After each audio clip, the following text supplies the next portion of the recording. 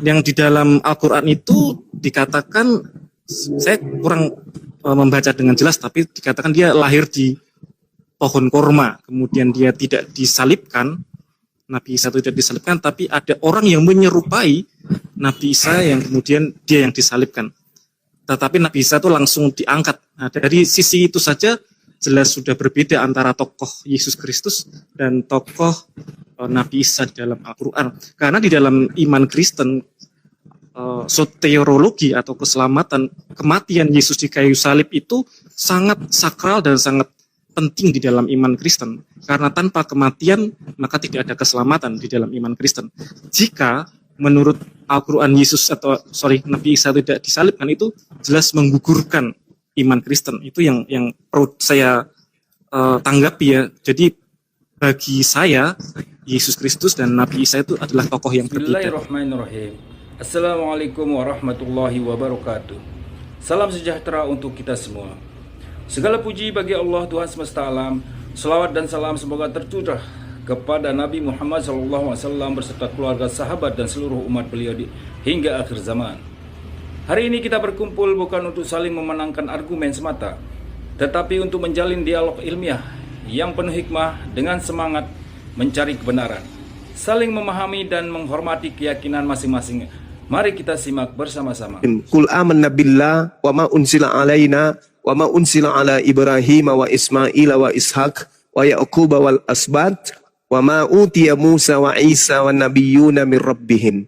Katakanlah wahai Nabi Muhammad, kami beriman kepada Allah dan apa yang diwahyukan kepada kami, serta yang diwahyukan kepada Nabi Ibrahim, Ismail, Ishak dan Yakub dan anak cucunya, dan apa yang diberikan oleh Allah kepada Nabi Musa dan Nabi Isa dan para nabi dari Tuhan yang datang mengabarkan tentang apa yang terkait dengan hubungannya dengan Tuhan dan hubungannya sesama makhluk. Jadi Nabi Muhammad seketika mendapatkan itu pemberitaan.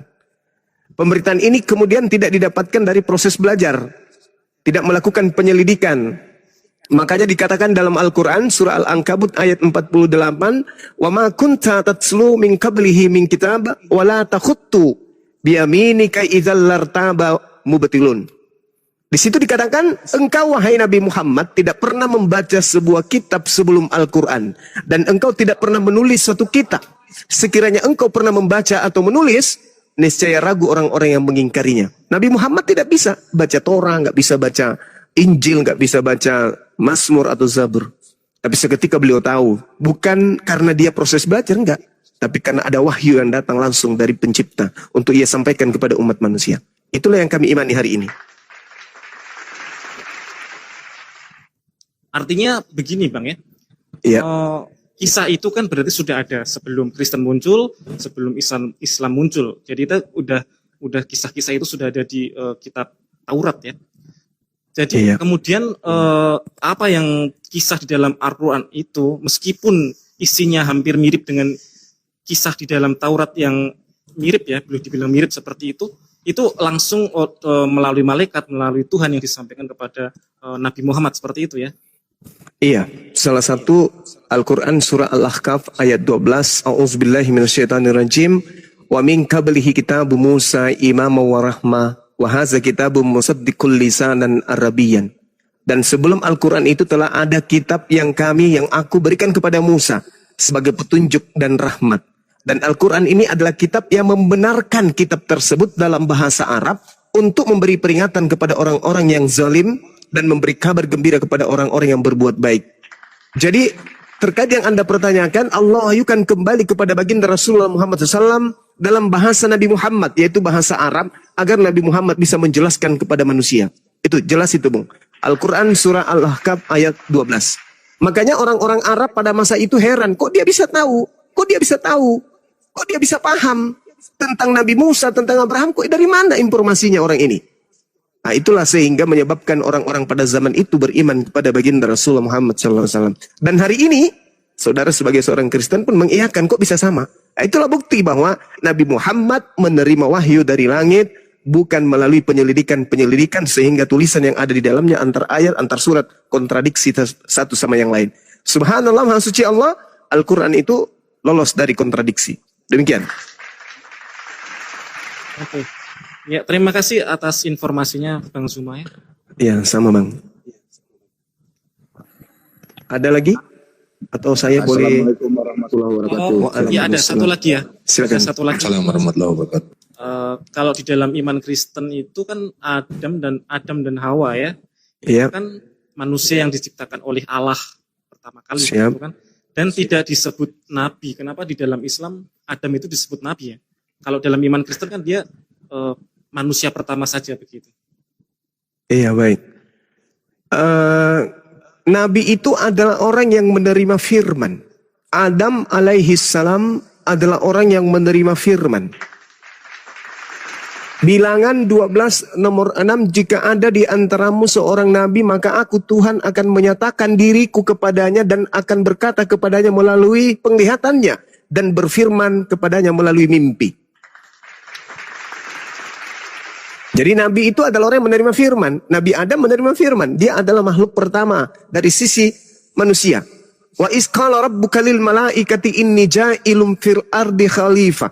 Qalu ataj'alu fiha may yufsidu fiha wa yasfikud dima wa nahnu nusabbihu bihamdika wa nukaddisu lak. Qala inni a'lamu ma la ta'lamun, dan seterusnya. Al-Qur'an surah Al-Baqarah dari ayat 30 ya kalau saya enggak salah. Itu di situ Allah menyebut pertama kali berdiskusi langsung dengan Adam alaihissalam disaksikan oleh para malaikat. Berarti Adam ketika ya silakan. Jadi yang dimaksud dalam iman Islam kenabian yang diterima oleh Adam itu karena dia manusia pertama begitu. Oleh itu sebab Menerima firman. Firman dalam hal apa ya? Maksudnya apakah kitab atau apa gitu? Petunjuk, Bang. Al-Baqarah ayat 31 kalau nggak salah. Petunjuk maksudnya dalam hal apa ya, Bang? Petunjuk untuk sebagai risalah, sebagai pemimpin di atas muka bumi ini. Ketika Allah Subhanahu wa taala kemudian mengajarkan Nabi Adam alaihissalam untuk mengucapkan nama-nama benda di atas muka bumi ini, Nabi Adam alaihissalam dengan fasih menyebutkan kemudian nama-nama benda tersebut sebagai syarat kemudian untuk melumpuhkan atau menundukkan alam sehingga dia bisa menjadi pemimpin. Wa 'allama Adam al-asma'a kullaha tsumma aradahum 'alal malaika faqala anbi'uni bi asma' haula in kuntum shadiqin. Malaikat ditanya, wahai malaikat, ditanya oleh Allah, sebutkan nama-nama benda-benda ini. Malaikat kemudian angkat tangan, kami nggak sanggup. Ini apa namanya? Ini namanya apa? Kami nggak tahu. Lalu kemudian Allah berkata, ketika ditanya kepada Adam, ya Adam, ambi'hum bi asma'ihim. Wahai Adam, beritahukan kepada mereka nama-nama benda-benda tersebut. Apa yang terjadi? Falamma amba'ahum bi asma'ihim, qala alam aqul lakum inni a'lamu ghaibas samawati wal ardh. Setelah itu kemudian ada menyebutkan, wahai malaikat, ini namanya ini malaikat, ini namanya ini. Nah, inilah penyebabnya kenapa Adam bisa menjadi pemimpin di atas muka bumi dibandingkan makhluk yang lain meskipun malaikat. Nah, makanya disebut nabi karena dia menerima wahyu. Itu. Iya. Oke. Bang. Ya. Boleh enggak saya sedikit masuk, Bang? Oh, silakan. Baik, saudara. Gini. Kalau di dalam Al-Quran dikatakan, Inni Abdullah ataniyal kitaba wa ja'alani nabiyan. Nabi Isa alaihissalam ketika ibunya dituduh sebagai pesina, Nabi Isa membela ibunya. Apa yang dikatakan oleh Nabi Isa? Ibuku bukan pezina, aku ada di atas muka bumi sebagai hamba Allah, sebagai utusan Allah, yang untuk disediakan menjadi nabi bagi Bani Israel, yang diberikan Injil sebagai ketetapan. Jadi, inni Abdullah ataniyal kitaba wa ja'alani nabiyan. Itu kata Nabi Isa. Sehingga orang-orang Yahudi yang memfitnah menuduh ibunya hamil gara-gara zina, itu terbantahkan oleh Nabi Isa alaihissalam. Sayangnya ini tidak ditemukan di Bible bagaimana Yesus membela ibunya yang melahirkannya ketika dituduh oleh orang-orang Yahudi sebagai pesina. Yesus tidak membela ibu. Tapi bukan itu intinya. Saya hanya ingin bertanya kepada saudara terkait dengan Bible, terkait dengan kitab. Di dalam Markus 1:14 dikatakan Yesus ketika Yohanes Pembaptis ditangkap, beliau ke Galilea, lalu mengajarkan Injil kerajaan Allah. Satu.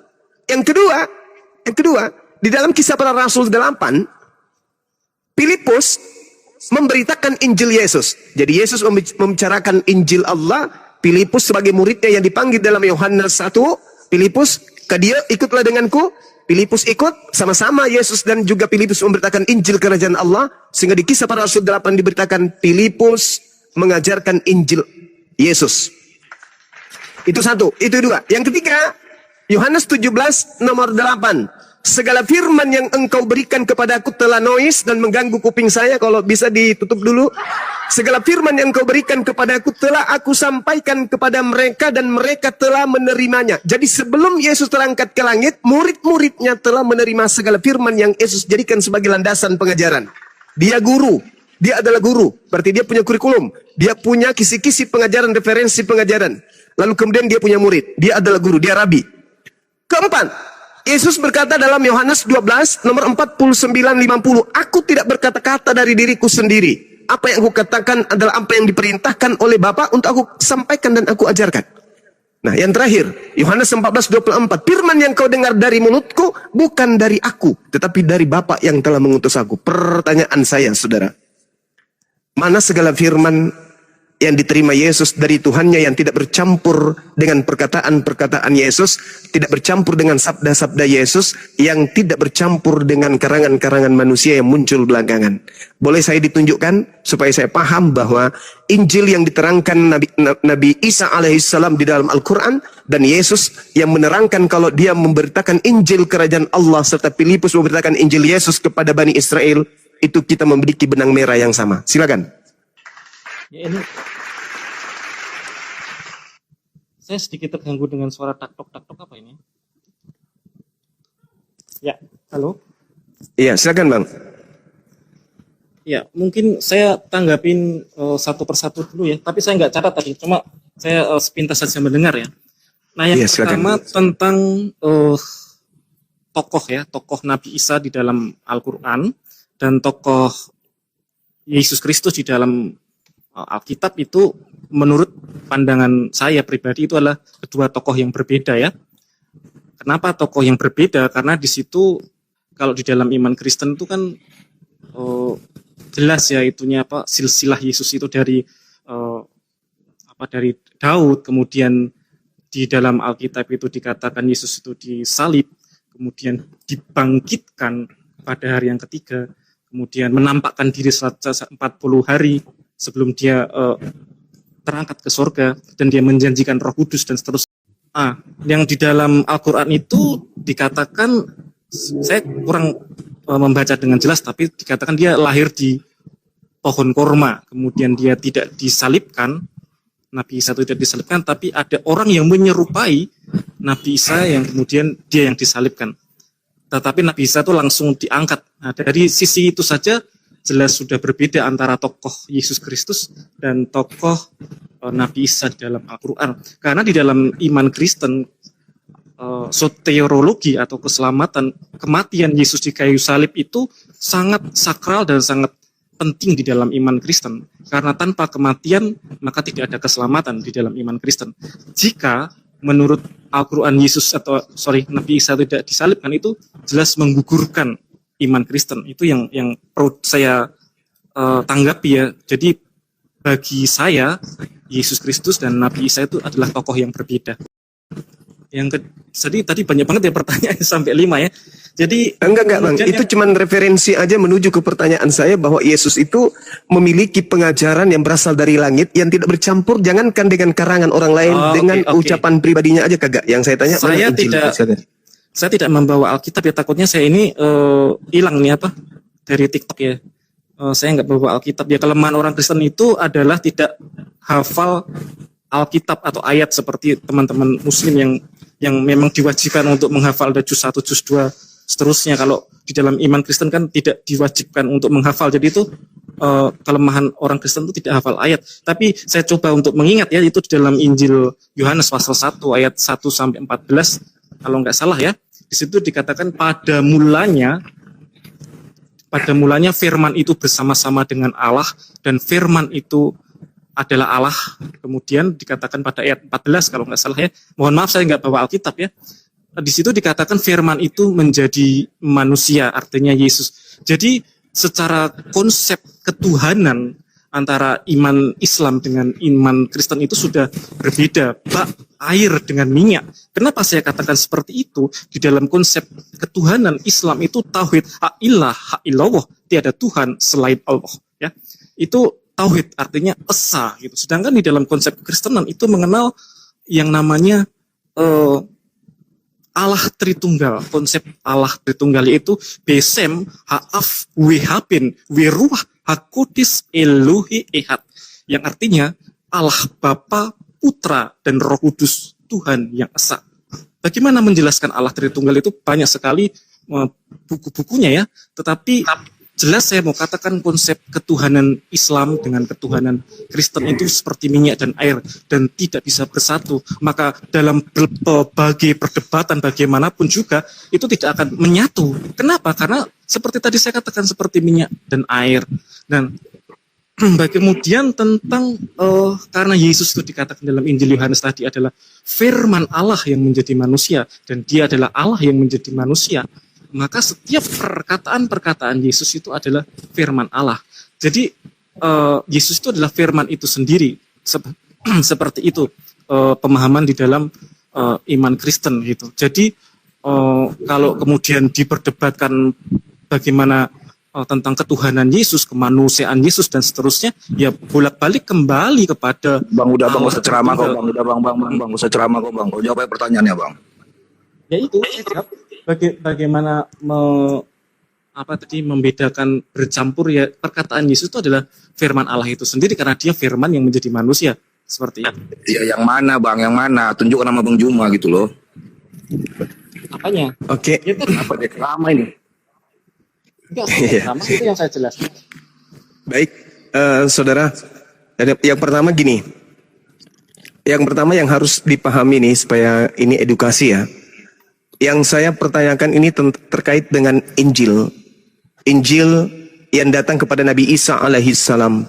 Di dalam Al-Quran yang tadi yang saya bacakan di dalam surah Maryam. Inni abdullah atani al-kitab wa ja'alani nabiyan. Itu poin.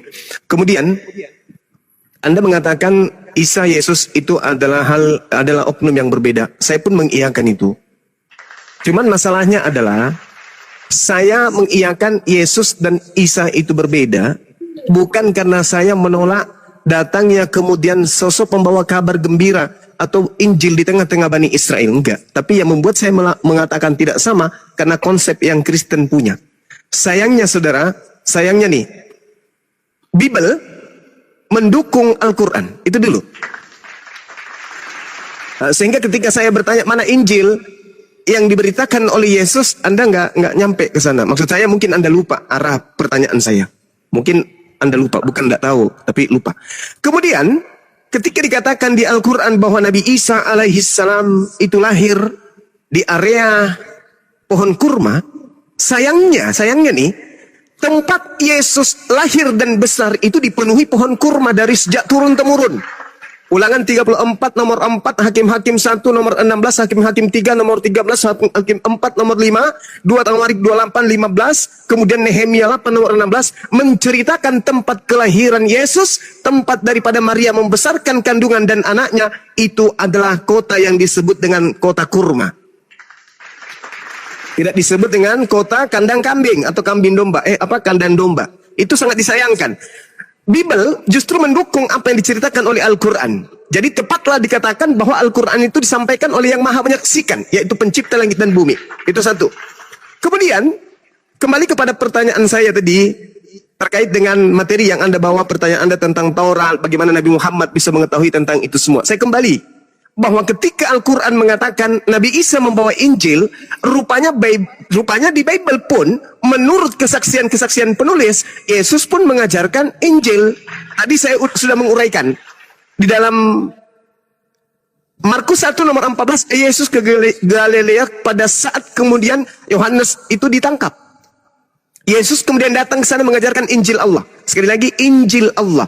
Bukan Injil Markus, bukan Injil Matius, bukan Injil Yohanes, bukan Injil Lukas.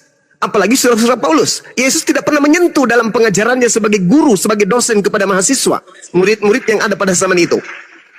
Nah, ini Yesus menceritakan berita diberitakan cerita di mana Yesus mengajarkan Injil kerajaan Allah. Dan kita tahu, saudara, kalau Anda lanjut membaca Yohanes 1 yang tadi, firman jadi manusia, itu bukan dalam kaidah bahasan kita. Di data nomor 43, Yesus memanggil Filipus. Yesus tidak pernah memanggil Lukas. Yesus tidak pernah memanggil penulis Yohanes, penulis Matius, penulis Markus, penulis Roma, Galatia, Filipi, Kaliki, Pararam, Padale, Kaluku, Nakan, Regasing. Itu tidak pernah dipanggil oleh Yesus. Yang dipanggil oleh Yesus kemudian untuk memberitakan Injil adalah muridnya yang bernama Filipus. Pada keesokan harinya Yesus memutuskan untuk berangkat ke Galilea. Dia bertemu dengan Filipus dan berkata kepada Filipus, "Kadia ke sini, ikut dengan aku." Itu kata Yesus kepada Filipus. Diceritakan kemudian oleh Lukas, di mana Lukas ini selaksana wartawan hari ini melakukan penyelidikan. Diceritakan dalam Lukas 1 nomor 1 jelas sekali bahwasanya Lukas Lukas menyusun berita-berita tentang apa yang dihasilkan dari hasil penyelidikan. Dari hasil penyelidikannya kemudian Markus pun menorehkan hal yang sama. Di dalam catatan Markus 1 nomor 14 Yesus menceritakan itu. Nah, Lukas menceritakan dalam Kisah Para Rasul 8 nomor 35 di situ Lukasnya menyelidiki dan mengatakan begini, maka mulailah Filipus berbicara dan bertolak dari nas itu, Filipus memberitakan Injil Yesus kepadanya. Jadi dua oknum yang jalan bersama sejalan ke Galilea, mengajarkan Injil Allah, mengajarkan Injil Yesus. Pertanyaan saya, Bung, mana Injil Allah yang Yesus sampaikan kepada murid-muridnya, yang bukan Markus, Matius, Yohanes, Galatia, Filipi, Kaliki, dan seterusnya? Bukan itu. Bukan surat-surat Paulus yang 13 itu, bukan. Tetapi Injil Allah dan Injil Yesus. Supaya saya tahu bahwasanya memang betul Injil yang datang kepada Nabi Isa alaihissalam itu memang ada.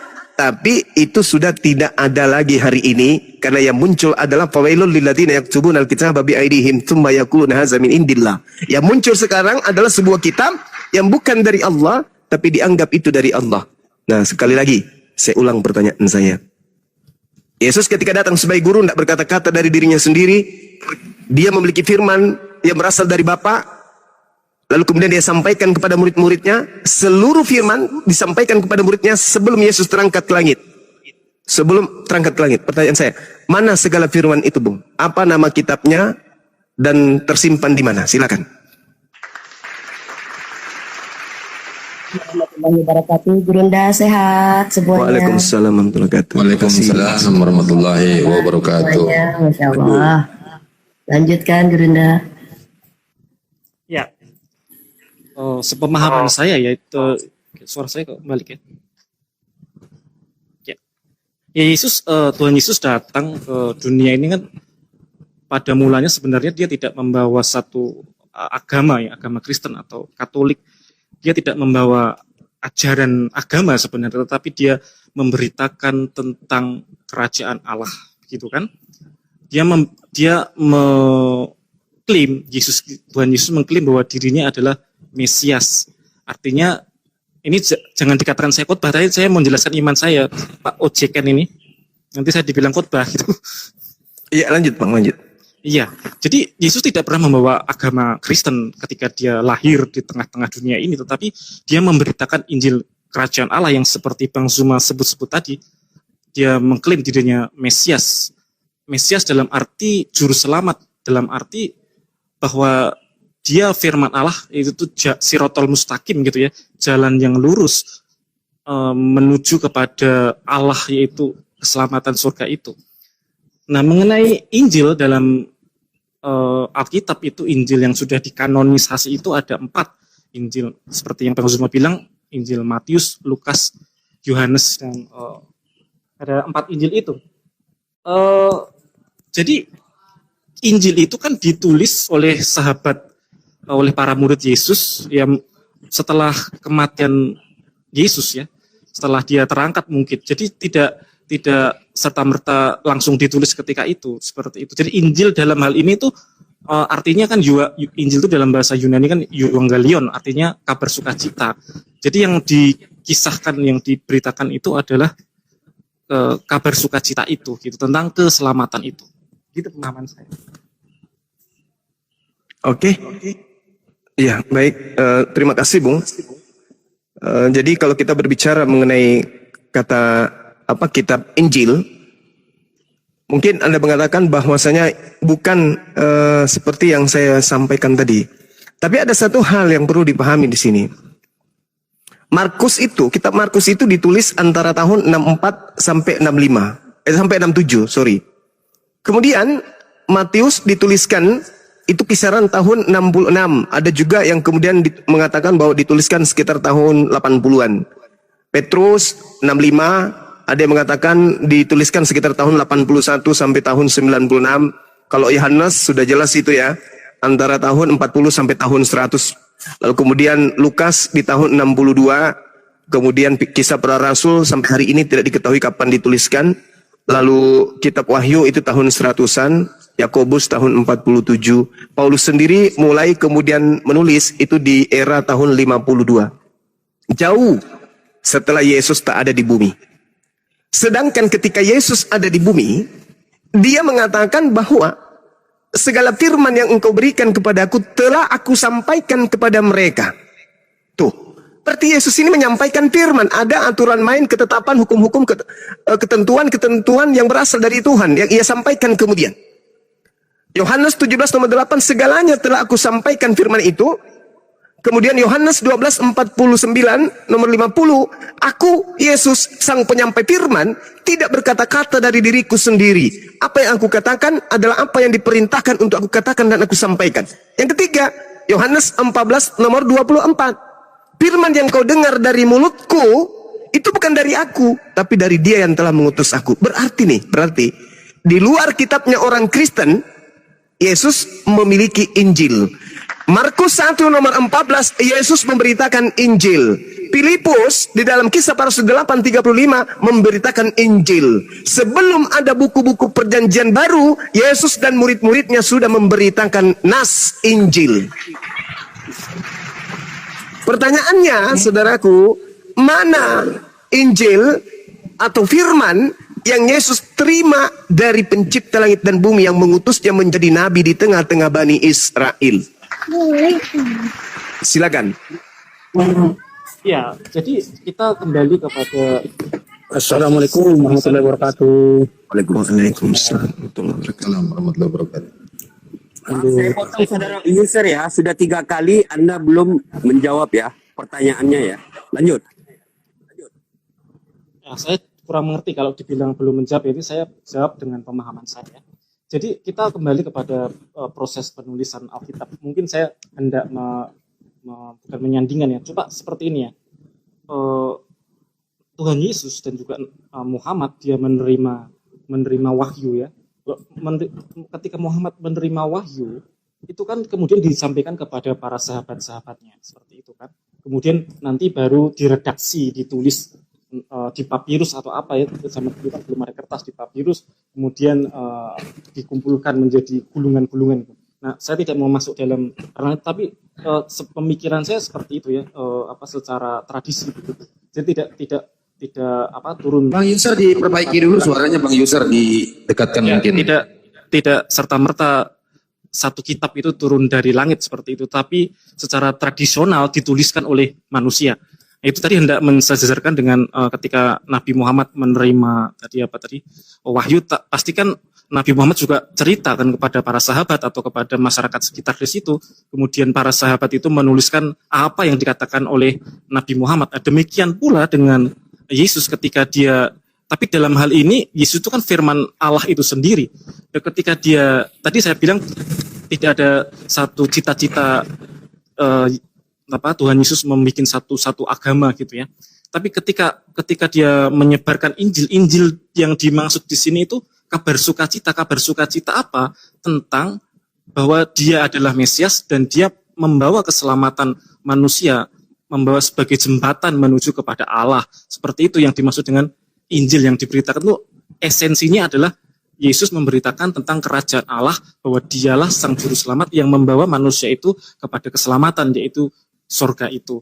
Nah, kemudian ketika Yesus itu berfirman ketemu muridnya, ketemu masyarakat di sana waktu itu, kemudian kan ada yang mencatat itu teks-teks itu. Tentu secara logika ya, ketika saya ngomong seperti ini di dalam forum ini, tentu ada yang pasti mencatatnya berbeda-beda gitu. Si siapa ini, si Tuan Raja Dwi ini mencatat apa, Ojiken mencatat apa. Jadi ketika saya berbicara ini catatan-catatannya tentu berbeda. Bang, volumenya bang. Meskipun esensinya tetap sama. Jadi dalam iman Kristen itu juga gitu. Jadi ketika Yesus berfirman, para sahabatnya mencatat itu, dan ketika itu kan tidak berpikir akan menjadi sebuah kitab suci, menjadi sebuah kitab suci kan tidak berpikir ke arah sana kan, hanya mencatat saya di gulungan papirus. Oleh karena itu dalam sejarah teks dalam iman Kristen kan ada beberapa teks ya, ada Septuaginta, ada LXX, artinya teks-teks itu juga punya tahun pembuatannya masing-masing, ada yang lebih tua, ada yang lebih muda, jadi kaya akan teks, sehingga maka ada beberapa versi-versi, karena tadi saya ngomong orang yang mendengarkan saya pun belum tentu akan mencatat sesuatu yang sama seperti itu. Jadi yang dimaksud Bang Zuma itu Injil yang diberitakan Yesus itu tadi adalah kabar sukacita, kabar keselamatan bahwa Yesus adalah Mesias. Yang Injil-Injil yang ditulis itu ya Injil yang dikanonisasi oleh bapak-bapak gereja tentunya, dan menjadi keempat Injil itu. Dan ada surat-surat Paulus juga, ada kitab Taurat, ada yang lain-lain, sehingga ada yang 66 kitab Protestan itu yang diakui Protestan itu menjadi Alkitab seperti itu. Mungkin saya nggak tahu apakah statement saya ini menjawab atau tidak, tapi itu yang saya pahami. Oke, baik. Jadi gini, saudara, kalau kita berbicara mengenai Nabi Muhammad sebagai standar dalam penilaian hal ini, saya punya kewajiban. Sebentar. Ya, silakan.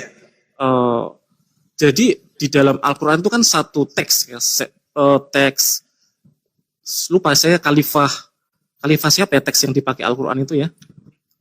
Saya lupa, Utsmani ya, teks itu teks Utsmani di seluruh dunia, karena teks-teks yang lain kan dibakar, sehingga hanya ada teks Utsmani yang menjadi patokan Al-Quran, sehingga Al-Quran itu seragam di seluruh dunia. Sedangkan dalam Kristen tuh kaya akan teks, karena teks-teksnya kan tidak dibakar. Jadi ada tadi yang saya ngomong teks Septuaginta, ada teks Logos dan seterusnya, sehingga kaya akan berbagai versi seperti itu.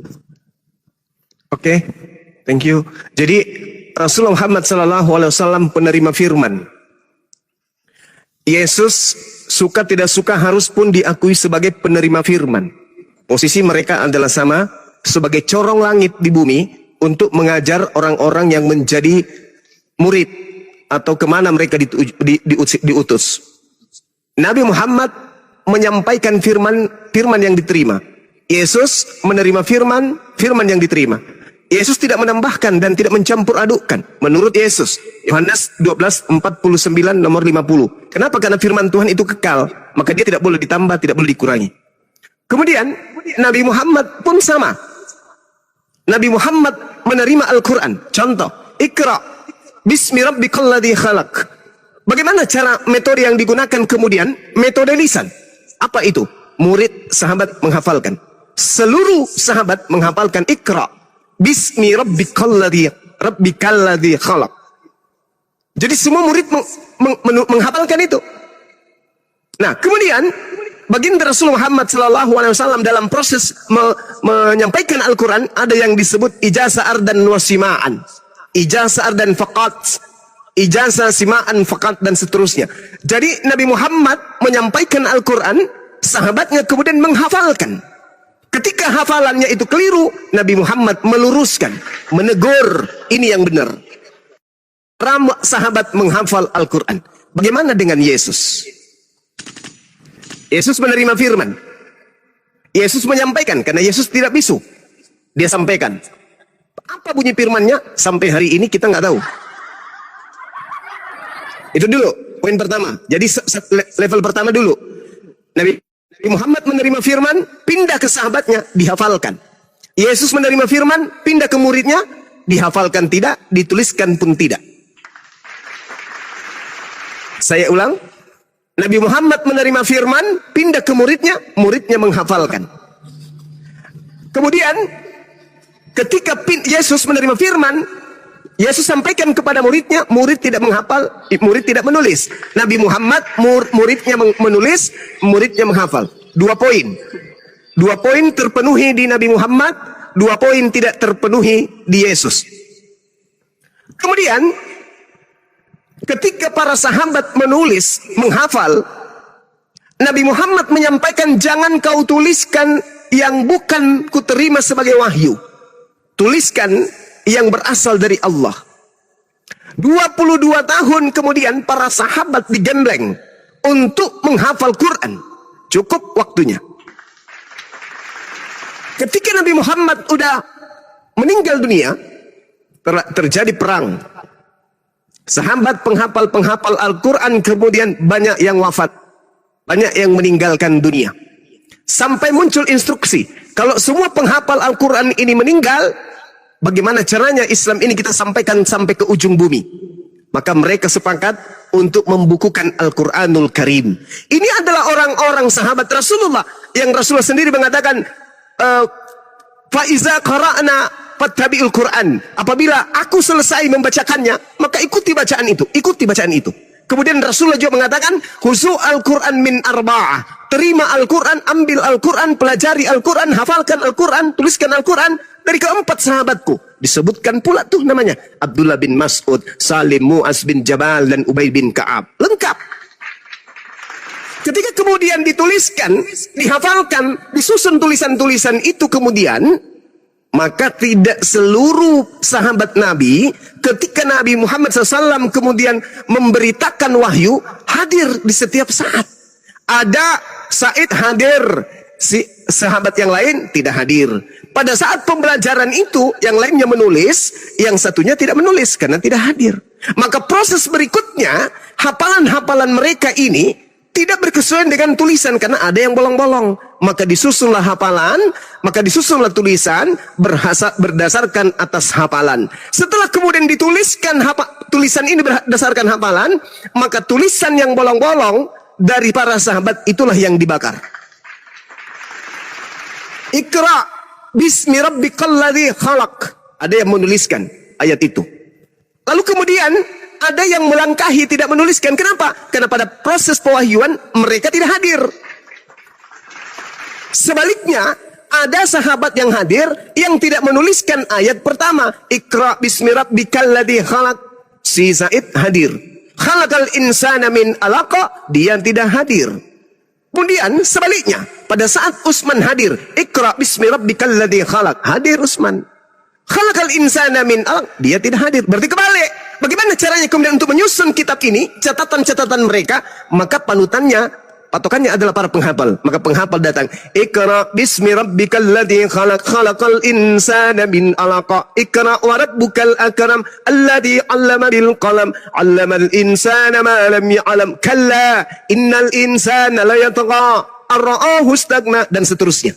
Nah, sementara tulisan-tulisan yang ada, Iqra bismi rabbikal ladzi khalaq, ada yang langsung Iqra wa rabbukal akram, loncat lagi, 'allamal insana ma lam ya'lam, loncat lagi, ar-ra'ahu istagna, loncat lagi. Di tulisan yang lain juga begitu, loncat. Maka untuk menyatukan tulisan harus ada penghafal yang menjadi koridor bacaan. Setelah itu dibukukan berdasarkan hafalan, tadi yang bolong-bolong itulah yang dibakar. Bukan bacaan yang di luar daripada Al-Quran yang dibakar, tapi bacaan-bacaan yang tidak tersusun sesuai dengan hafalan. Itulah yang dibakar, agar Anda tahu. Nah, ini sudah level 2. Level 2 kosong. Level 3 bagi Kristen kosong. Tadi tidak menghafal, tidak dituliskan. Level kedua kosong. Level ketiga dalam Islam apa?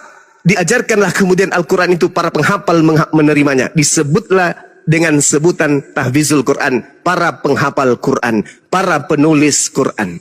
Level 3 kosong, Kristen kosong. Level 4 umat Islam belajar original teks kitabnya, alif, ba, ta, za. Level 4 Kristen 0, kosong. Sampai pada akhirnya di tahun Yesus sudah terangkat puluhan tahun setelahnya, barulah para penulis, para wartawan ini mengumpulkan cerita-cerita satu sama yang lain dari hasil penyelidikan informasi dari saksi-saksi yang ada. Makanya saya berani mengatakan bahwa kitab saudara Kristen itu bukan firman Tuhan, tetapi tulisan orang-orang yang tidak dikenal. Lalu kemudian saudara sendiri mengatakan tadi, mereka tidak menyangka kalau tulisannya akan dijadikan sebagai firman Tuhan. Karena memang bukan firman Tuhan. Bercampur aduk antara sabda Yesus dengan firman yang Yesus terima dari Tuhan. Kalau di Islam enggak. Firman Tuhan adalah Al-Quran, ucapan uraian Rasul tentang ayat itu disebut hadits. Makanya di Islam itu ada Al-Quran, ada hadits. Apa Al-Quran? Firman Allah. Apa hadits? Uraian Rasulullah tentang Al-Quran. Nah, kalau di kitabnya Kristen, tak ada. Murni, semuanya adalah tanpa legitimasi dari sumber, Yesus. Makanya, saya katakan, kenapa kitabnya orang Kristen itu menggunakan terjemahan saja, tidak disertakan original teksnya? Karena itu tadi, original teksnya pun tidak berasal dari Yesus. Di awal tadi saya mendengarkan saudara, Taurat itu adalah terjemahan yang diambil dari Yahudi. Diambil secara tidak sah. Diambil karena memang tidak ada hubungannya antara kitabnya orang Yahudi yang adalah perjanjian baru bagi Yahudi, kemudian sampai di Kristen jadikan sebagai perjanjian lama. Padahal Taurat itu adalah perjanjian baru. Perjanjian barunya Yahudi adalah Taurat. Tapi dijadikan perjanjian lama di Kristen demi untuk menjadikan tulisan-tulisan wartawan yang tidak dikenali ini sebagai firman Tuhan yang disebut perjanjian baru. Jadi pada kesimpulannya Injil yang Yesus ajarkan di tengah-tengah Bani Israel yang adalah firman Tuhan itu tidak ada di Kristen. Itulah yang dikatakan oleh Al-Quranul Karim. Mohon maaf, sekali lagi saya baca ayat suci Al-Quran yang menerangkan tadi bahwasanya baginda Rasul Muhammad SAW menyatakan bahwa orang-orang terdahulu membaca sebuah kitab dan ternyata kitab yang mereka baca itu bukanlah Al-Quran, bukanlah Injil. Wa inna minhum lafariqal lalwunal maaf saya lupa ayatnya. A'udzubillahi minasyaitonirrajim. Wa inna minhum lafariqa yalwana alsinatahum bil kitab litahsabu minal kitab wa ma huwa minal kitab wa yaquluna huwa min indillah wa ma huwa min indillah wa yaquluna 'alallahil kadziba wa hum ya'lamun. Itu kitab ayatnya itu. Bahwasanya ada di antara mereka segolongan manusia memutarbalikkan lidahnya membaca sebuah kitab agar kamu menyangka bahwa itu adalah Alkitab, padahal itu bukan Alkitab, dan mereka berkata itu dari Allah, padahal itu bukan dari Allah. Itulah Bible yang dimaksud oleh Al-Quran. Demikian, Bung. Maaf kalau kepanjangan, silakan. Ya, menurut saya sah-sah saja ya dalam Bang Zuma menyampaikan satu, dengar ya suara saya? Iya. Ya, menurut saya sah-sah saja Bang Zuma dalam menyampaikan argumennya tentang yang panjang dan lebar tadi begitu. Tapi di dalam tadi iman Kristen bahwa penulisan Alkitab yang ditulis oleh para murid itu diimani yaitu di dalam bimbingan Roh Kudus ya. Roh Kudus adalah pribadi Allah yang ketiga yang dia di dalam Allah Tritunggal. Jadi ditulis sedemikian detail itu atas ilham daripada Roh Kudus. Jadi tidak serta-merta ngawur begitu ya. Yang kemudian itu ada proses cukup panjang ya dalam hal ini bapak-bapak gereja yang dari berbagai tempat juga akhirnya kan tadi dikatakan mengkanonkan kitab itu menjadi 66 kitab. Begitu pemahaman saya. Kemudian yang saya tanya ya terakhir mungkin karena nanti jam 5 saya harus pulang kantor nih. Ya, silakan. Nabi Muhammad itu kan menerima ayat ada Makkiyah dan Madinah gitu ya. Iya. Enggak salah saya pernah belajar itu coraknya berbeda. Sorry kalau kebalik ya. Kalau Makkiyah itu lebih keras, kalau Madinah itu lebih lembut gitu. Kenapa ya dibedakan ayat itu menjadi berbeda khasnya karena tempatnya atau karena apa ya? Kenapa dibedakan begitu ya antara ayat Makkiyah dan Madaniyah? Iya, baik. Jadi Makkiyah, Madaniyah wahyu Allah yang diturunkan kepada baginda Rasul Muhammad SAW setelah berhijrah ke Madinah. Makkiyah wahyu yang diturunkan kepada Nabi Muhammad SAW sebelum berhijrah ke Madinah. Kondisi yang ada pada zaman itu yang menyebabkan kemudian ayat ini berbeda cakupannya. Ada masa di mana Nabi Muhammad SAW itu diusir, kemudian ada masa kemudian Nabi Muhammad SAW datang untuk menyatukan orang-orang yang ada di Mekah. Ada masa di mana Nabi Muhammad bertahan, ada masa di mana Nabi Muhammad harus memerangi orang-orang yang memerangi dirinya. Nah, sedangkan kalau kita berbicara mengenai ayat-ayat Makkiyah misalnya, itu jelas memakai konteks kalimat tegas dan lugas. Kenapa? Karena kebanyakan objek yang didakwai, yang menjadi sasaran penyampaian firman pada masa itu menolak. Dan juga ada yang membenarkan. Maka sesuai untuk mempergunakan konteks kalimat yang tegas. Semisal surah Al-Mudaththir atau Al-Qamar. Sedangkan ayat-ayat Madaniyah itu kebanyakan mempergunakan konteks yang lembut. Kenapa? Karena kebanyakan objek yang didakwahi adalah mereka yang menerima dan sudah taat. Jadi cakupannya adalah ajaran pengajaran lanjutan. Jadi ayat-ayat Madaniyah itu adalah ayat-ayat lanjutan dari kajian. Sementara ayat-ayat Makkiyah adalah penegasan awal kepada orang-orang kafir. Kemudian kalau kita melihat dari ayat Makkiyah, itu kebanyakan ayat-ayat pendek dan sangat argumentatif. Kenapa demikian? Karena kebanyakan yang didakwai itu adalah mengingkari. Mereka ingkar. Mereka kufur terhadap isi daripada Al-Quran tersebut. Sehingga konteks daripada cakupan ayatnya itu mengikuti kondisi yang berlaku pada masa itu. Nah, ini yang kemudian yang ingin saya sampaikan. Sedangkan kalau kita berbicara mengenai ayat-ayat Madaniyah, itu penjelasannya tentang hukum-hukum yang tidak argumentatif. Kenapa demikian? Yaitu tadi, karena disesuaikan dengan kondisi objek yang didakwahi. Mereka sudah menerima Islam. Jadi tinggal menerima kemudian apa yang menjadi rukun syarat sah suatu hukum. Sedangkan Makkiyah itu rata-rata orang kafir yang menolak kemudian Islam. Maka dia cenderung kepada hal-hal yang seperti yang saya bacakan tadi di awal saya masuk ke sini. Innalladzina amanu yuqatiluna fi sabilillah. Orang-orang yang beriman itu berjuang di jalan Allah. Walladzina kafaru fi sabilit tagut. Dan orang-orang kafir itu berjuang di jalan setan. Itu jelas. Maka Al-Quran mengatakan bahwa perangilah mereka, saudara-saudaranya setan itu. Perangi dengan cara apa? Dengan tegas kepada mereka. Katakan yang hak adalah yang hak, yang batil adalah batil. Itu di Islam gitu. Jadi makanya dua ayat Madaniyah dan Makkiyah ini, itu keliru Anda kalau Anda mengatakan bahwa cara bacanya yang menyebabkan. Enggak. Ini tergantung konteks di mana objek ayat suci Al-Quran itu ingin disampaikan. Itu yang pertama. Kedua, di Islam itu Bung, ada yang disebut qira'ah sab'ah, bacaan 7. Jadi ada cara-cara membaca Al-Quran yang harakatnya itu beda. Tetapi itu semuanya dibiarkan, diizinkan, disahkan oleh Rasulullah. Kenapa? Karena lisan orang Arab pada masa itu semuanya tidak sama. Seperti misalnya wadduha, ada yang membacanya wadduhe, wallaili idza zaja, wallaili idza zaje, ma waddaka rabbuka ma kali. Itu dibenarkan oleh Rasulullah. Dan itu tidak merusak makna, tidak merusak daripada isi kandungan Al-Quran itu sendiri. Makanya kalau Anda mengatakan ada salah dialek yang sama, ya memang Rasulullah mengiyakan dan mensahkan itu.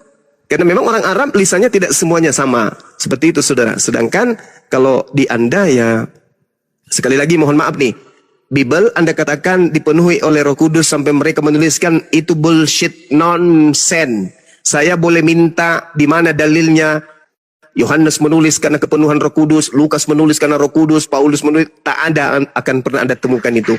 Lukas mengatakan aku menulis segala aku menyusun berita-berita yang terjadi antara peristiwa-peristiwa yang terjadi di antara kita dengan cara melakukan penelitian dan menyusunnya kembali kepada Theophilus. Tidak ada itu wahyu atau tidak ada itu Roh Kudus. Bahkan Paulus berani mengatakan dalam Korintus 11 nomor 17 apa kata dia? Aku menuliskan, aku menyampaikan bukan dari firman Tuhan, tetapi sebagai orang bodoh yang bermegah. Firman yang apa yang aku katakan bukan berdasarkan firman Tuhan. Itu enggak ada itu. Kemudian apa lagi? Coba Anda baca Matius 9 nomor 9. Anda baca Yohanes 21 nomor 24 nomor 25. Yohanes ini bukan murid Yesus dan dia menuliskan hanya atas dasar penyelidikan dari saksi-saksi. Itu Bang, jadi bohong kalau ada pengakuan bahwa penulis perjanjian baru itu menerima wahyu dari Roh Kudus, itu bohong, itu nggak ada. Silakan. Ya, mungkin sedikit penutup dari saya ya, karena saya harus pulang. Jadi, Silakan Bang. terima kasih buat penjelasan tentang ayat Makiyah dan Madaniyah tadi ya. Siap. Ilmu baru untuk saya. Yang mungkin saya bicara secara umum saja ya. Ya, karena memang diskusi ini sebenarnya sangat menarik karena itu juga kedua agama ini kan memiliki satu visi yang sama, itu namanya mencari member ya, bahasanya seperti itu, karena Islam itu agama dakwah sedangkan Islam itu kan menginjili gitu. Jadi intinya untuk mencari pengikut sebanyak-banyaknya, seperti juga diamanatkan di dalam Alkitab, dalam Injil, baptislah mereka dalam nama Allah Bapa, Putra, dan Roh Kudus. Jadi seperti yang saya sampaikan di awal dalam diskusi ini, bahwa kalau secara iman itu kita tidak mungkin bersatu air dan minyak. Ya, oleh karena itu dikatakan kita ini saudara sebangsa dan setanah air, bukan saudara seiman. Oleh sebab itu biarlah keberagaman ini menjadi satu warna di dalam NKRI, supaya kita lebih saling menghargai satu dengan yang lain. Terima kasih dari saya. Salam untuk semua orang yang ada di room ini. Tuhan memberkati kita semua. Saya izin undur diri. Terima kasih. Iya. Terima kasih kembali buat Bang User atas kesediaan waktunya untuk naik, dan subhanallah, tabarakallah, sangat jelas dan terperinci sekali apa yang telah disampaikan oleh Bang Zuma tadi. Semoga apa yang disampaikan beliau dapat mengedukasi kawan-kawan yang ada di bawah, juga menjadi inspirasi buat kawan-kawan yang di Muslim. Ya, dilanjut Bang Ayu, Zuma. boleh Ya, saya closing statement boleh? Saya ingin memberikan closing dari apa yang saya sampaikan barusan. Iya, boleh Bang, boleh. Oh boleh, Masya Allah, Alhamdulillah, hostnya baik sekali. Jadi dengan adanya kemudian pemahaman umat Islam, dalam hal ini umat Islam memahami tentang Kristen, dari dasar, dari pijakan awal, pondasi awal, maka saatnya lah kemudian misionaris Kristen untuk berhenti mencari-cari cara, mencari-cari kemudian kesempatan untuk memurtadkan umat Islam. Kenapa? Sadari saudara, kami umat Islam paham sekarang tentang Bible. Anda harus buka mata nih, buka mata, buka pikiran. Kalau Anda membiayai, kemudian misalnya membiayai misionaris, Anda gaji mereka dengan gaji besar agar mereka kemudian mendapatkan orang yang dimurtadkan, hentikan. Adalah lebih baik Anda membangun jembatan, membangun jalan raya, memberikan membuat panti asuhan dan seterusnya, daripada Anda membayar misionaris-misionaris yang datang dari lorong ke lorong menggunakan seragam Islam, menggunakan atribut Islam, yang pada nantinya juga akan melahirkan kekecewaan. Kenapa? Umat Islam sudah melek Bible. Lebih baik Anda berhenti kemudian menyusun strategi, menyusun kemudian cara-cara untuk mencari pengikut. Berhenti. Kenapa? Umat Islam khususnya di Indonesia sudah melek Bible. Dulu sebelum ada internet, sebelum ada Bang Suma dan kawan-kawan yang ada di sini, ya Anda boleh seenaknya dari kampung ke kampung, dari lorong ke lorong, dari gang ke gang, menjual kayak sales, menjual Tuhan kalian dari barat itu. Tapi sekarang, sekali lagi mohon maaf, sebagai anak bangsa mari kita saling mencerdaskan. Sebagai anak bangsa mari kita saling menghargai. Kita jalankan amanat Pancasila dengan baik. Jalankan agama kita dengan lurus. Katakan agama kita sesuai dengan apa asalnya. Jangan kita mengambil-ngambil istilah-istilah dari agama saudara kita yang lain yang kita sendiri tidak imani. Sampai menyebutnya pun seakan-akan kita jijik. Seperti misalnya Allah, kalian sebut dengan Allah. Kenapa demikian? Karena sejatinya kalian sadar sebenarnya itu bukan hak kalian, tapi kalian pakai demi untuk apa? Demi untuk menjalankan Filipi 1 nomor 18 tentang Yesus diberitakan baik dengan maksud menipu, palsu atau bohong atau jujur. Aku Paulus tetap bersuka cita. Kepada orang Yahudi aku ngaku Yahudi, kepada orang Yunani aku Yunani, kepada orang yang taat Taurat aku pura-pura seakan-akan taat kepada Taurat meskipun saya tidak hidup di bawah hukum Taurat, supaya aku bisa memenangkan banyak jiwa. Itu jangan Anda pakai lagi di Indonesia. Anda dirikan sekolah STT, Anda bikin lembaga Bible Indonesia. Sudahilah. kembalilah kepada harkat, markat, martabat rakyat Indonesia yang punya jati diri dan punya harga diri, yang kemudian dipandang oleh dunia bahwa orang Indonesia ini adalah orang cerdas, orang Indonesia ini adalah orang terpelajar, orang Indonesia ini adalah orang yang punya budaya saling menghargai satu sama lain. Sehingga janganlah kita antar anak bangsa karena ego beragama, agama kita yang datang dari barat kita bikin seperti dari timur tengah. Jangan, hentikan sudah itu. Karena para apologet Islam sudah bangun dari tidur panjangnya untuk menyadarkan kalian bahwa yang kalian sebut Injil itu bukan Injil, yang kalian sebut Rasul itu bukan Rasul, yang kalian sebut Alkitab itu bukan Alkitab, yang kalian sebut apapun itu yang bersumber dari Al-Quran tidak sesuai dengan cangkang aslinya Kristen. Untuk itu sekali lagi mohon maaf nih saudara-saudara misionaris, lembaga-lembaga Kristen. Hentikan gerakan pemurtadan.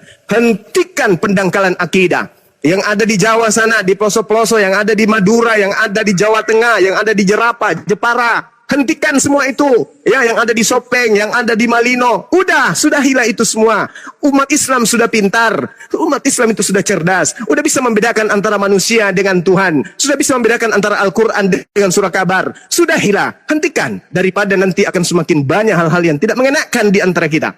Mari kita jalankan niat keagamaan sebagaimana yang diamanatkan oleh Pancasila, saling menghargai kita antar anak bangsa. Agamamu, agamaku, agamaku, agamaku, agamamu, agamamu. Jangan lagi kita mencampur adukkan.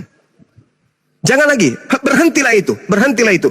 Agar supaya komal-komal Islam yang membahas perbandingan agama ini tidak lagi menjamur. Kalau kalian tidak mau sadari itu, tidak juga mau menghentikan itu, maka umat Islam itu adalah agama jihad. Agama Islam itu adalah agama perjuangan. Islam diajarkan memerangi setan. Innalladzina amanu yuqatiluna fi sabilillah walladzina kafaru yuqatiluna fi sabilit tagut. Faqatilu awliya asyaitan. Faqatilu awliya asyaitan. Perangilah saudara-saudaranya setan. Perangilah saudara-saudaranya setan. Siapa saudaranya setan? Mereka yang menganggap Tuhan nuzul ke atas muka bumi ini menjadi manusia. Karena Tuhan pencipta langit dan bumi tidak pernah diajarkan kemudian menjadi makhluk. Untuk itu saudara, sekali lagi saya minta maaf bahwasanya mari kita berdamai. Indonesia harus berdamai. Indonesia sudah merdeka. Kita isi kemerdekaan ini dengan hal yang positif. Jangan lagi karena ego agama Anda tampil seperti ustadz, pakai tasbih, pakai baju koko, pakai kopiah, pakai jilbab, pakai mukena. Alamak, habis itu ternyata nyembahnya Yesus. Penampilan Islam demi apa? Demi untuk memurtadkan orang menjalankan misi. Matius 28 nomor 19, Markus 16, 17, 18. Itu sudah tidak pakai, sudah nggak zaman, sudah ada Bang Suma dan Bang Suma yang lain. Jangan lagi jangan lagi kayak gitu kali lah, bagi-bagi baju kaos, bagi-bagi ini Indomie segala. Udahlah itu, sudahi. Lakum dinukum waliyadin. Ayo saudara Kristen, menjadi Kristen lah dengan baik. Gunakan seragam Anda dengan baik. Jangan Anda menggunakan seragam agama lain. Kalau Anda hanyalah menggunakan seragam sapam tapi Anda bukan sapam, itu Anda adalah sapam gadungan. Kalau Anda kemudian Kristen tapi Anda menggunakan atribut Islam, itu menandakan bahwa agama Anda bukanlah agama yang benar. Berhenti. Begitu juga umat Islam yang berpura-pura kemudian tampil seperti pendeta kalau ada, ya tampil seperti Yesus kalau ada. Sudahlah, kutukan Tuhan itu akan datang padamu. Berhenti melakukan hal kayak begitu. Islam silakan dengan Islamnya, Kristen dengan Kristennya. Yang lurus kembali kepada poin pertama, yaitu niatan Kristen adalah niat baik, niatan Islam juga adalah niatan baik. Jalankan niatan baik ini tanpa ada saling mencederai satu sama lain. Mari kita saling bahu-membahu, saling berpegangan untuk kita mengisi kemerdekaan. Jayalah Indonesia kita, jayalah bangsa yang kita cintai ini. Demikian sahabat-sahabat sekalian dari Suma. Di sini sudah mau maghrib sekalian, saya tutup. Subhanakallahumma wa bihamdik, asyhadu an la ilaha illa anta, astaghfiruka wa atubu ilaik. Salam tauhid, salam satu Tuhan. Jayalah Islamku, jayalah Indonesia kita. Assalamualaikum warahmatullahi wabarakatuh. Waalaikumsalam.